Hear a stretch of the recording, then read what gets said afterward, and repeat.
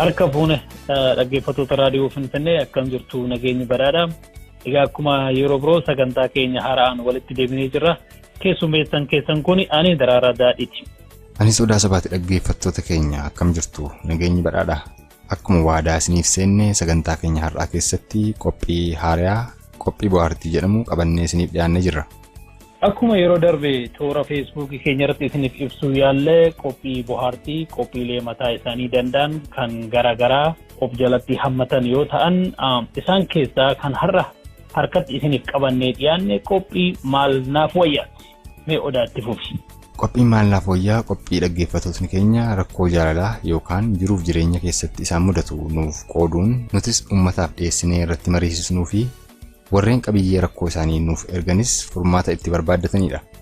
Haaluma kanaan hordoftuu raadiyoo Finfinnee Hayimaanoot Gammachuu jedhamtu Oromiyaa magaalaa Adaamaa irraa rakkoo muuxannoo jaalalaa keessatti ishee mudatee jiru nuuf ergitee jirti.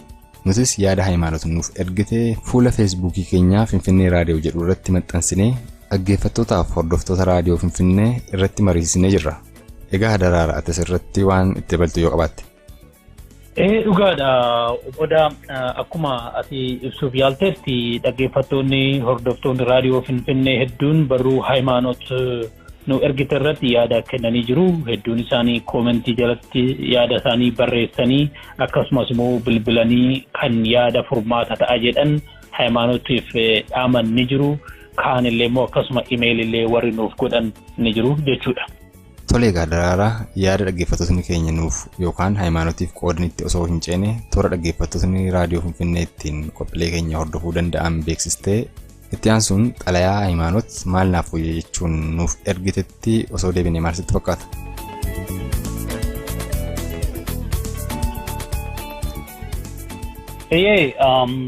Egaa warri sagantaa keenya bilbilaan dhaggeeffachuu feetan keessattuu Kaanadaa fi Ameerikaarraa 711-748-835 yoo bilbiltan guyyaadhaan raadiyoo Finfinnee dhaggeeffachuu dandeessu. Akkasumas YouTube fi Facebook irratti waan argamnuuf achirras nu barbaada. Finfinnee raadiyoo jechuudhaan immoo SoundCloud irratti illee odoo search gootanii nu argattu. Yaada keessan nu qooduuf warreen feetan ammoo gama imeelii finfinneeonline@gmail.com jedhuun finfinneetun akka barreessan FINNEE online@gmail.com jechuudhaan yoo nu quunnamtan sanaan illee yaada keessan nu qooduu dandeessu. Akkasumas immoo of waraabdanii of rikardi gootanii warri WhatsApp Viberiidhaan nu erguu barbaadan 428-687-986 irratti nu erguu dandeessu. Egaa warri Android phone waan akka Samsung kana fa'aa qabdan immoo raadiyoo Finfinnee achirratti upload gochuudhaan isarraa aappii sanarraa dhaggeeffachuu dandeessu jechuudha. Odeeffannoo dabalataatiif weebsaayitii keenya haaraa finfinnee-radio.org kan jedhu irratti illee browser gootan nu arguu dandeessu jechuudha. Egaa hanga xumura sagantaa keenyatti nu waliin turaasiniin jecha qophii maal nuuf wayyaa kan jedhuu fi odaattan isin dabarsa.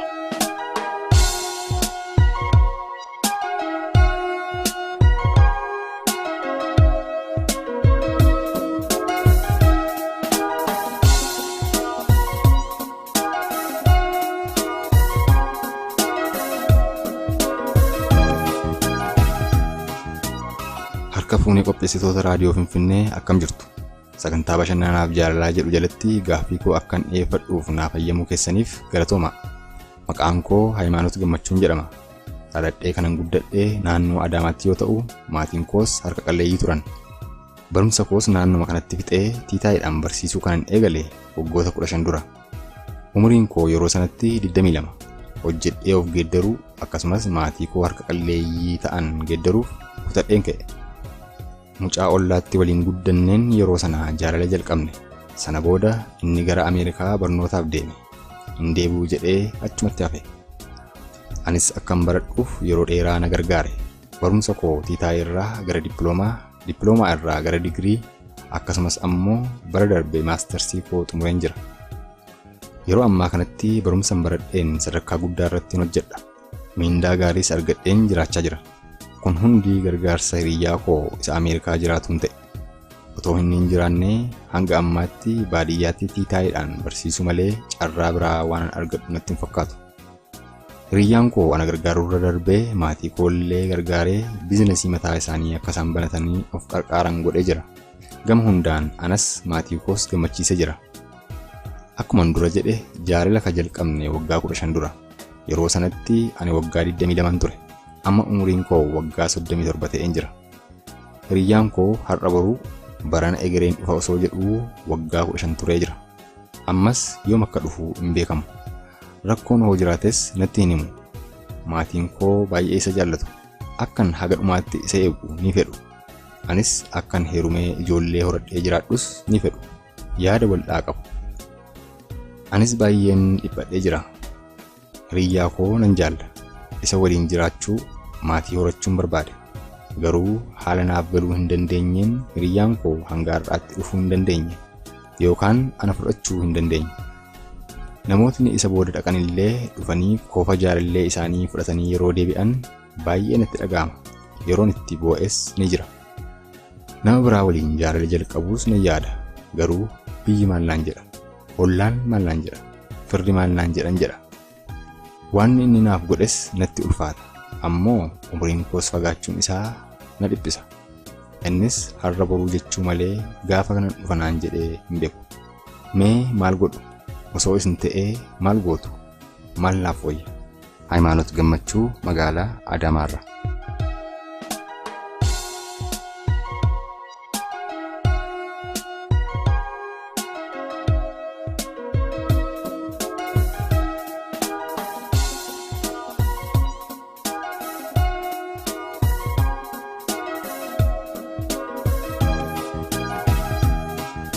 Egaa dhaggeeffattoota keenya akkuma dursa irratti isin beeksifne xalayaan Hayimaanot haala jireenya isheetiin wal qabsiistee nuuf ergite kana fakkaata. Hayimaanotiif maal wayya? Dhaggeeffattootni keenya baay'een nuuf bilbiluun irratti hirmaataniiru, yaada isaanis nuuf kennaniiru. Yaada dhaggeeffattuun keenya biyya Masrii irraa bilbilaan nuuf laatte irraa haa eegallu.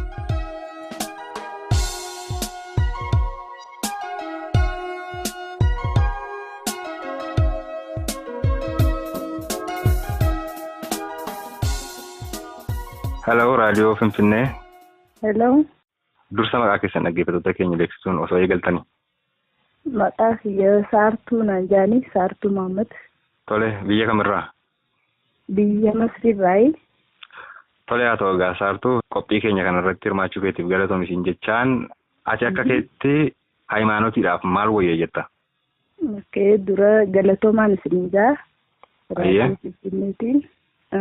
Akka isii yooniin ta'e si deebisaa kana yeroo dheeraadhaaf na gargaaree waan hunda naaf godhee faamilii kiyya hunda gargaaree na barsiisellee barnoota kiyya hunda xiqqaan na beeksise waan gaarii naaf ta'e garuu niin dhufaa jee yeroo akkasii yeroo na dheeresse ta'e inni yeroon isaarraan dabartu dhalaan of course dhalaa yeroon irraa dabartu waan ta'eef yoo anana ta'e jiruu isoo dabarsee fi waan hunda akkasuma dhiiseetiin jiruu biratti karaa biraa seenuufiin dirqamaa akka keetitti akka isitti osoo hin ta'in akka isitti waan isii yaadduun beeku garuu anana ta'e akkisan jechuudha. Ati kan jettu yeroo dheeraa eegdee waanta jirtuu fi kana caalaa eeguun qabduu nama birootti eerumuu qabdii carraa ishee ka biroo yaaluu qabdii jechaa jirtan si'a. Yaa akkasuma carraa ishee ka biraatti yaaluu qabdi. Fuula Feesbuukii Finfinnee raadiyoo irratti argiteetta yoo ta'e warra kaan akka jedhanitti namni kuni namni kaadhimaa ishee ta'e kuni yeroo hedduu gargaareera osoo hin jaallatu ta'ee hin gargaaru ture lammaffaa immoo osoo ishee waliin jiraachuudhaaf karoora hin qabu ta'ee beeksisuu ni danda'a ture yookaan ni beeksisa ture amma garuu danda'amuu fi dhiisuu danda'a haalatuu danqee ta'uu danda'a wanta ta'eefi haga kanayyuu eeddee jirti gara fuulduraatti illee osoo eeddee wayyaa yoo sana dhiiste waadaa cabsuu ta'a warra jedhan jiru isa kana ati yaaddeetta?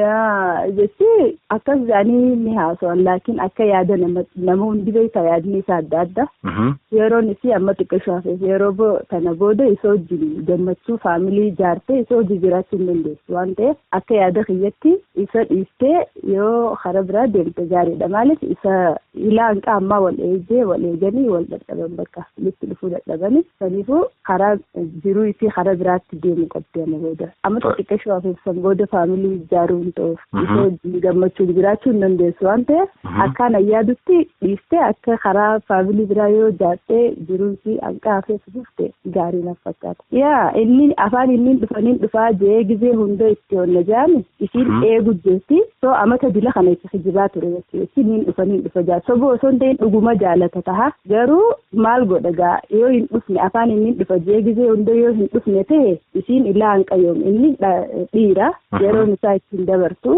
of course inni jiruu gaarii jiraachuu jira bika jiru sanitti faamilii gaarii harkachuu danda'a dhiira yeroon isaa ittiin dabartu isiin immoo dubartii waan taateef yeroon itti deemu jirti waan ta'eef akka yaada kiyyatti jiruu isoo jaalaltii isaaniitti foonni isaanii dabare akkuma jiru ta'e jiruu bira eegaluu qabdi jaaja. Tole addee yookaan shamarree saartuu biyya Masriirraa bilbiltee qophii keenya kanarratti hirmaachuu keetiif guddoo galatoomin jedha hirmaannaan keessaa fufu. Okay, isinillee galatooma yeroo gaarii qabaadha.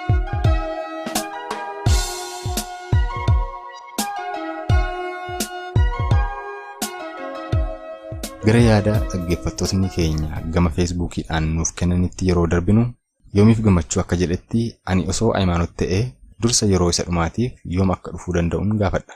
Yoo inni yeroo gabaabaa keessatti guyyaa, baatii fi bara murtaa'aa tokko irratti dhufuuf waadaa naa seene hanga guyyaa sanaatti nan eega. Yoo inni akkuma dura barate sana har'a boruu malee guyyaa murteessee natti hin himne kallattiidhaan gara jireenya biraatti hin deema. Sababiin isaa umuriin sadarkaa ijoollee horachuu hin dandeenye baay'ee natti dhiyaattee waan jirtuuf yoo kana hin taane gaabbii barabaraa jireenya koo irratti gatee darbuu danda'a. Gama biraatiin ammoo dhaggeeffataan keenya biroon Kamaal Mahammud jedhamu akka yaada isaa nuuf qoodetti parsantii 100 jaalala ishee akka qabu oolmaa inni ooleef irraa beekuun ni danda'ama. Garuu umuriin ishee fagaachuun ammoo yaaddoodha.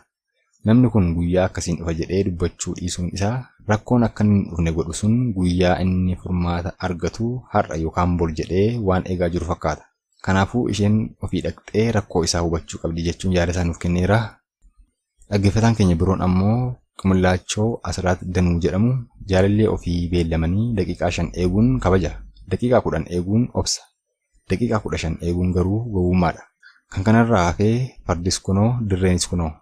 Maalan sitti eegaa? Uleen harka kee malli garaa kee jette qamaleen namichaan jechuun yaada isaa kaa'ee jira.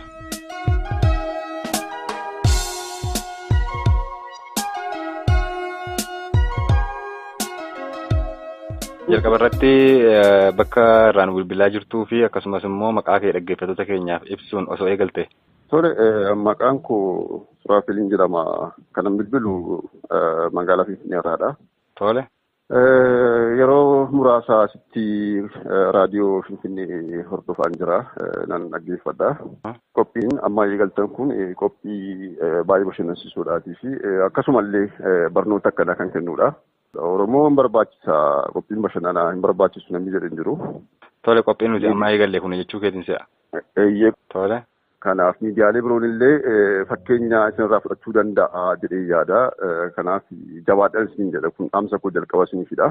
Tole haa ta'u galatoome. Gama keetiin Hayimaanootiidhaaf maal wayya jetta? Ani Hayimaanootiidhaatiif yaada hin qabu. Atattamaan mucaan obboleettiin kun murtoo tokko murteessuu qabdidha.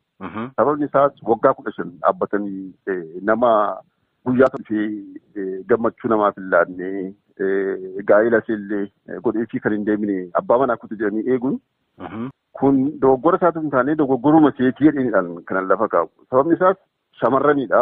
Umuriin shamarranii darbeennaan hin jiru. Yerri illee waggaa 50 iyyuu fuudhee dhalchuu danda'a. Kanaaf umuriin obboleettii kanaa baay'ee deemaa jira.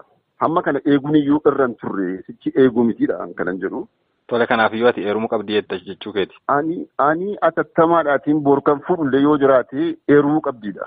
Warri kan biraatiin immoo fuula feesbuukii keenya irraati argiteetta yoo ta'e namootni biraan akka yaada kennanitti eeguu qabdi sichiyyuu eeguu qabdi namni kun tokkoffaa baay'ee ishee gargaareera wanta ishee jaallatuuf ishee gargaaree maatii ishee illee kanaaf gargaaree gargaarsa qofa mootuu hin ta'in namni kun osoo hin jaallatu ta'e yookaan immoo osoo waliin jiraachuu hin fedhu ta'e itti himuu danda'a ture. Isa dhiistee yoo isheen nama biraatti heerumte kun waadaa cabsuu ta'a. Waadaa ishee cabsuu hin qabdu. Namni guyyaatti du'u hin beekamu wanta ta'eef cubboo jechuullee ta'a waadaa kana diiguuni. kan jedhu kan kaasan ni jiru. Ati gama keetiin isa kana xiyyeeffannoo keessa galchitee jirtaa? Dhugaadha. Kana xiyyeeffannoo keessa galcheen jira. Akkasumas ofiis argeen jira yaada kana. Maal sitti fakkaate obboleessa ko? Waadaa cabsuu ta'aadi jedhamu nama dhufee si fuudhee sitti heerumee mucaa sirraatti godhate yoo ta'e dhugaadha waadaa cabsuu ta'a. Sana booda ciisteeyyuu lafa deemtuu hin qabdu. Sababni isaas sababumti rabbi lafa kana irratti nu uumee dhalli namaa biyya lafaarra jiraatuuf inni qabeenya qabu inni qabeenya hin qabne umurii isaa guutuu biyya lafaarra jiraatee qabeenya isaatiin darbuu miti. Hiikomti dhala namaa jiraachuu fuudhuu ofiisaa kaa'ee darbuudha. Kanadha. Gaa'illi murteessaadha jechuudha. Gaa'iladha. Gaa'ila keessatti immoo kan barbaachisu dhaladha. Ammatu dhalli hin barbaachisu ta'ee kunuunamtu hin jiru ta'e waggaa meeqa yoo ta'e iyyuu eeguu dandeessi. Du'uun hin jira waadaa cabsuu isa jedhamuu fi sababa du'ii kun jiruufidha. Yaadi kunis kan kee. Sababni isaas yookaan du'uu dandeessaa yookaan immoo umurii isa darbee dhala malee hafuu dandeessu intalli kun. Namni yeroo itti du'u dhuguma hin beekamu. Siin fuudhu jedhee ittiin himne isa jedhamuuf immoo warri Habashaa zimmitaa malsinoo jedhu. Callisuun iyyuu deebiidha kan caala malti. Waggaa 15 kun akkasitti callisee jalaati yookaan sobee sossobaa darbeera. Kana caalaa maal akka itti himuudha kan barbaadamu. Sitaa mul'isu rabbi. Boorsheen taatee yoo heerumtee qabeenya koo jedha yoo ta'e namichi kun. Nuti Oromoon hedduudha. Nama keenyaaf miti Oromaaf iyyuu maallaqa baay'ee walitti qabuu dandeenya. Goofan dhiibannee fi qabeenya isaa deebisuu fi dandeenya. Kana qofaa mootu hin taane namichumti kun adreessimti isaa barbaadamee qabamuu qabaadhan. Kun seeratti dhiyaachuu qaba. Aandumaan siin jedha dhugaa aariin haasaa jiran. Namicha kana bakka danda'ametti qabamee namichi kun seeratti dhiyaachuu qaba jechuudha. Ishee miidheera jechuu keetinsa. Miidhuu qofaa miti kun fayyaatti ajjeese malee obboleessa ko. Tole haa ta'u immoo yaada kana qabdaa Suraafel Finfinnee irraa nuuf bilbiltee yaada kana irratti hirmaachuu keetiif maqaa dhaggeeffattoota Raadiyoon guddoon si galateeffadhaa hirmaannaan kee tafuuf hin jira. Hayyeen galatoomaa isinis jabaadhaa wanta kana caalu isin irraatti nan jedha nagaa. Hayyee nagaa.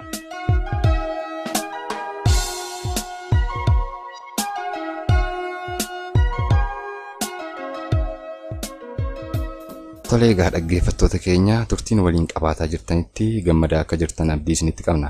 Mee amma immoo beeksisa ispoonsaroota raadiyoo Finfinnee gabaabinaan waliin dhageenye walitti adeemna. Taaksii bara 2016 ta'e yookaan kan sana caalaa ture hojjechiisuuf akkasumas gorsaaf tajaajila taaksiif akkaawuntingii wal qabatu fooyya'aa argachuu yaaddanii ni beektu. Maal rakkoon jira? Odaa Accounting and Tax Services yookaan tajaajilli accounting taaksii odaa isinitti dhiyoo jira. Nu quunnamaa isin gargaarra. Teessoon keenya 128 Longfellow Street, Northwest Washington DC. Zip code 20011 United States. Bilbilli keenya 202 726 2724. Odaa Accounting and Tax Services. Boca babbareedaa hawwataa ta'e mana ijaarsisuu yookaan bifa wabii qabeessaan suphisiisuu akkasumas tajaajiloota ijaarsaan wal qabatan biroo argachuu yoo feetan Rim Building Services quunnamuu hin dagatinaa. Teessoon keenya Edmonton, Alberta, Canada. Kallattiin itti argamnu 11434 88 Street. Lakkoofsi bilbila keenyaa 780 289 5320. Waa'ee qulqullina hojiif dhiyeessii keenyaa bal'inaan hubachuu yoo feetan fuula feesbuukii keenya Rim Building Service jedhu irraa argachuu ni dandeessu. Rim Building Service.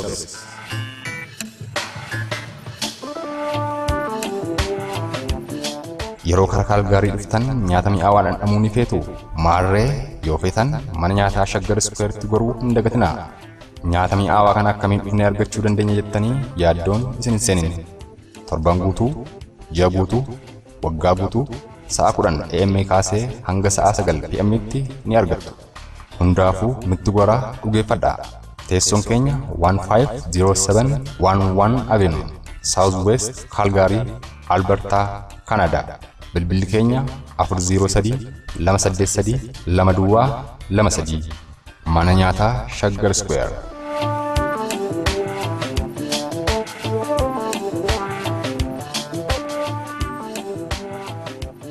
Tolee egaa dhaggeeffattoota keenya gamanumaan wanti nuti isiniif dhaamnu yoo jiraate abbootiin qabeenyaa Oromoo biyyoota garaagaraa keessatti bifa adda addaan daldala irratti argamtan yookaan kan biizines sentarii mataa keessanii qabdan Akkas jechuun Oromoo biizinesmaan kan taatan hundi yoo nu quunnamtan tajaajila keessan isiniif beeksisuuf nuti qophee ta'uu keenya gamanumaan isin beeksifna. Gara qophii maalnaaf wayyaa keenyaatti yeroo deebinu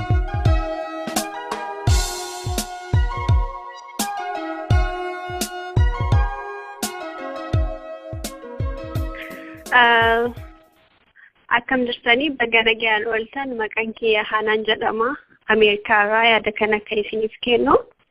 Galatoomii Hanaan mee yaada kee walitti qabiitoo egaa keezii Hayimaanot Gammachuu kana dubbistee maal sitti dhagaamee Hayimaanot illee maal gorsitaa yaada kee walitti qabaadan maal irraa hubattee namni maal irraa barachuu qabaa mee kana nuu himi. Hayimaanot hedduu gaddeetiin jira. Akka yaada kiyyatti waggaa 15 guutuu eedeeniin jirta. Qarqaarsa inni siif godheef jettee ati laayifii kee dhabuu sirra hin jiru. Wanti inni siif godhee waanuma ilmi namaa namaaf godhu tokko siif godhee. So ati amma waggaa kana mara eedee ammallee yaada inni siif kennu yookaan immoo na eegisiin jechaatiin taayimii kee weessi jalaa gochuu jira. Kara heerumullee yoo barbaaddee heerumuu si wayya malee akka yaada kiyyatti isa eeguun sirraa hin eegamu because waan inni keessa jiru ati hin beektu yoo inni sitti hin himin maybe ijoollee argatee jaartii fuudheetiin ta'a jaartiin isaa control isa gochuu ni dandeetti. Waan kana keessa immoo rakkina inni keessa jiru yoo inni siif hin ibsin taayimii kee weessi gochuun si jalaa sirra hin jiru. Waggaa 37 guuteetiin jirta.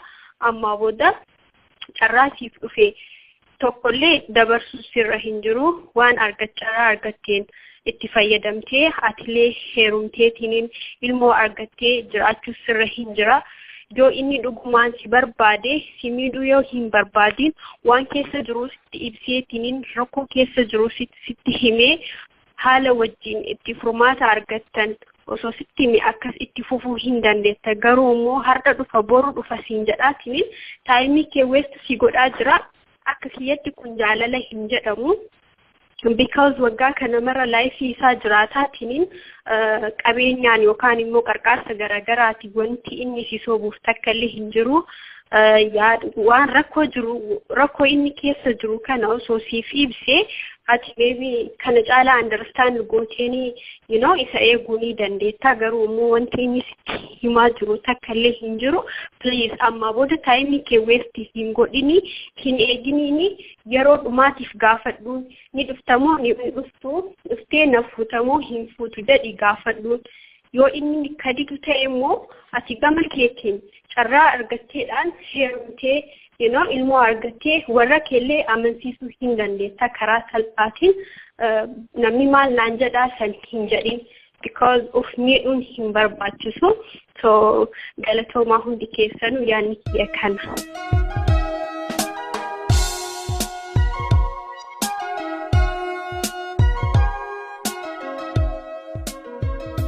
Gara yaada dhaggeeffattootni keenya gama feesbuukiidhaan nuuf kennanitti yeroo darbinu gosa turaa herbaa akka jedhetti hanga siif danda'ameen yeroo gabaabaa keessatti bilbilaan rakkoo tarreessite kana isumatti himi. Itti aansuun warra keef kan isaatiifis dhugaa kana itti himi. Kana booda gargaarsa inni siif warra keetiif godhe atis gaafa humna argatte warra isaaf goota waan ta'eef dafii jireenya kee jiraadhu. Jaalalliif oolmaan waan adda addaati jechuun yaada isaa kaa'eera. Gama biraatiin ammoo dhaggeeffataan keenya kabiroon gammachiisitti tafaa akka jedhetti jaalala gaafa jalqaban waadaa walii galtan yoo jiraate waadicha yaadachiisi. Isa booda furmaatiin jiru taanaan waan si gargaareef umurii kee guutuu eeguun si miidhuu danda'a. Kanaaf itti himi dhiisi jechuun yaada isaa kaa'ee jira. Gama birootiin ammoo dhaggeeffataan keenya biroon Nimoonaa Oromoo jedhamu erga amma kana teessee utuu isarraa waan tokko addaan hin baafatin nama biraatti hin heerumin. Maaliif yoo jettee inni yoona haaluma wayiituu isa daangeessennaan malee osoo sin jaallatu ta'ee amma kana sin gargaaru. Kanaaf callistee yoo nama biraatti heerumte inni immoo booda si fuudhuuf yeroo dhufu gaabbiin isaa kana caala waan ta'eef jechuun yaada isaa kaa'ee jira.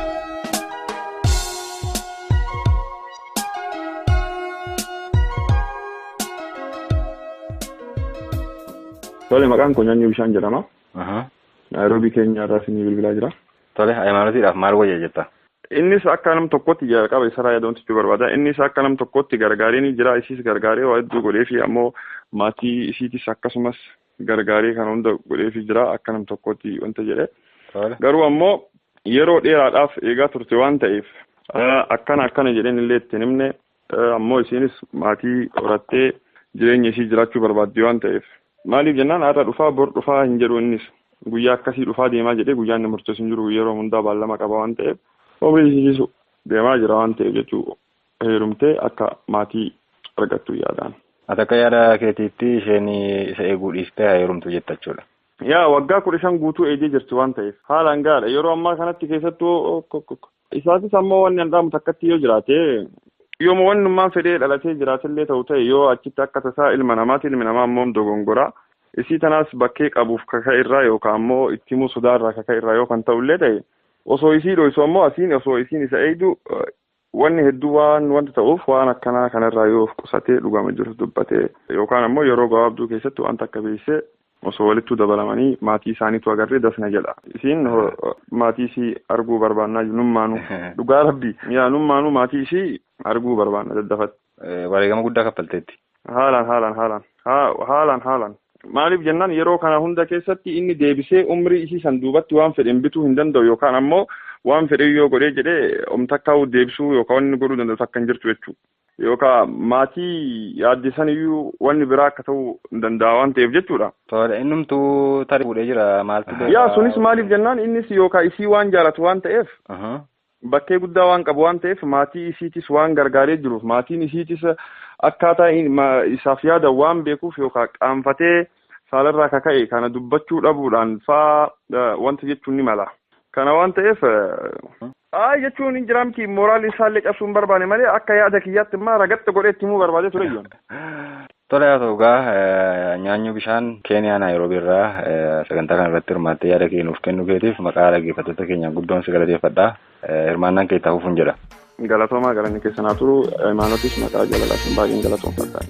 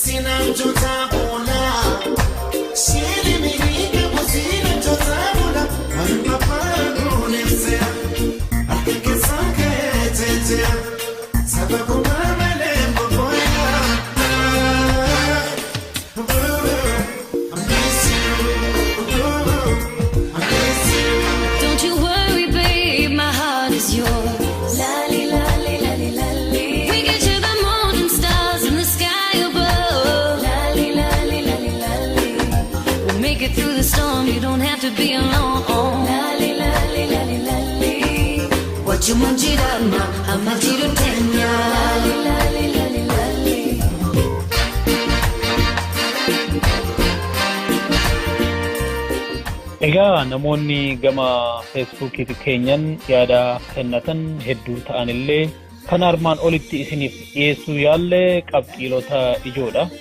Hayimaanot Gammachuu yaada isheef kenname hunda ni dubbisti kan jedhu abdii qabna. Walumaa galatti egaa yaadota hordoftoonni raadiyoo Finfinnee kennan keessaa harka 75 ol kan ta'u Hayimaanot kana caalaa eeguun qabdu. Wareegama guddoo kaffaltee. Kana booda hiree ishii barbaaddachuu qabdi umuriin illee itti kutte namichi illee hagas mara abdii waan qabu hin fakkaatu hanga kanan dura irraa turuun irra hin turre waggaa 15 bara dheeraadha tarii waan adda addaatiin qabamee haga har'aatitti turuu danda'a warra jedhantu jirani kanaaf Hayimaanot hiree ishii barbaaddachuu qabdi obsa baay'ee qabaattee amanamtuudha kabajamtuudha warra jedhantu irra caalu. Kana duwwaa don taane ittuma fuftee eeguu qabdi innis rakkoo itti quunnamee ta'a malee jaalateeti miti jaalala ishii waan qabuuf gargaarsa guddaa ishii godhee jiruuf jireenya ishii barsiisuudhaan geeddareera. Waan jaalalleen tokko namaa godhu hunda godheera. Kanaaf hanga dandeecha malee itti fuftee eeguu qabdii warri jedhanillee hin jiranii namoonni kan garuu lakkoofsan namoota xiqqaadha.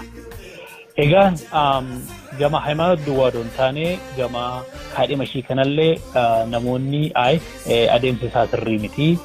Tarii fuudheet asitti ijoollee horatee hedduutti rakkatee jira. Ammoo amala dhiiraa ta'ee ishii sanaanis deemi jechuun itti ulfaateetuma asitti jiruuf jireenya isaa jiraachati ishii holdi godhaa kan jedhanillee hin jirani.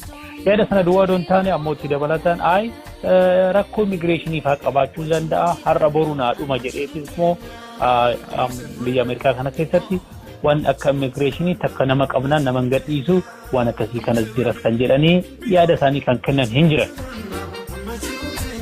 Hayimaanot raadiyoo Finfinneetiif yaada kee kana ergitee akka uummanni keenya irratti mari'atu gochuu keetiif kabajaa fi ulfina guddaa siif qabna. Ammoo yaada namoonni sii kennan kanallee dhaggeeffattee akka dhimma itti baate tarkaanfii mataa keetii fudhattu abdii qabna. Hin goota jennee yaadna.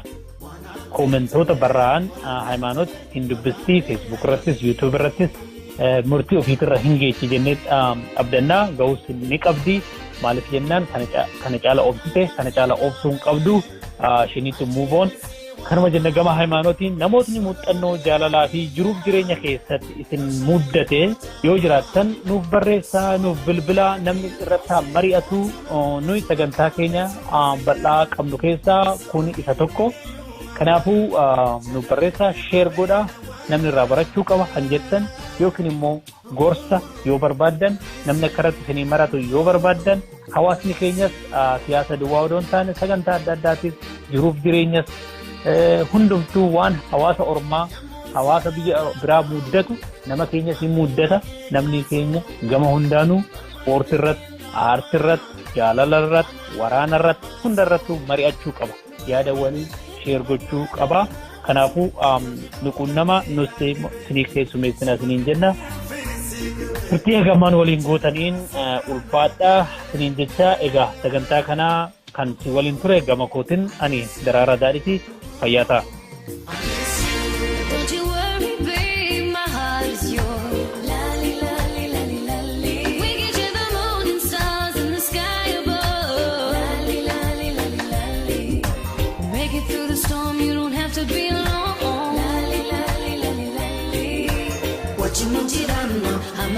I'm gonna say rip it, huh? I'm gonna say rip it.